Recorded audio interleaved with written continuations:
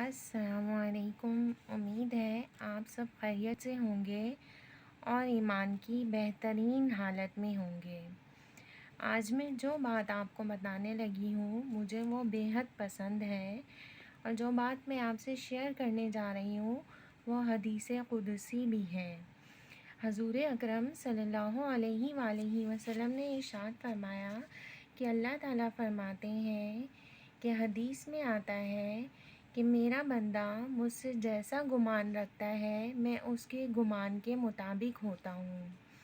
اگر میرا بندہ مجھ سے اچھا اور نیک گمان رکھتا ہے تو میں اس کے ساتھ ویسا ہی ہوتا ہوں، ویسا ہی معاملہ فرماتا ہوں، اور اگر میرا بندہ مجھ سے نیگیٹو یا منفی گمان رکھتا ہے تو میں اس کے ساتھ ویسا ہی معاملہ فرماتا ہوں۔ حضور اکرم صلی اللہ علیہ وآلہ وسلم نے فرمایا کہ اللہ تعالیٰ فرماتے ہیں میرا بندہ جب میرا ذکر کرتا ہے تو میں اس کا ذکر کرتا ہوں۔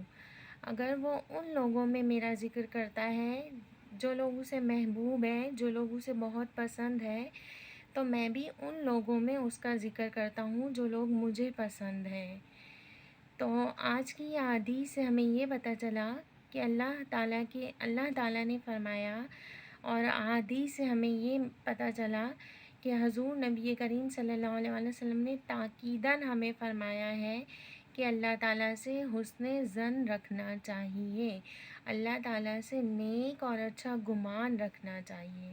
جزاک اللہ۔ اگر آپ کو میری ویڈیو اچھی لگے اور پسند آئے تو اسے لائک اور شیئر کیجیے اور سبسکرائب کا بٹن پریس کر دیجیے تاکہ میری آنے والی تمام ویڈیو کا نوٹیفیکیشن آپ تک پہنچ سکے۔ جزاک اللہ۔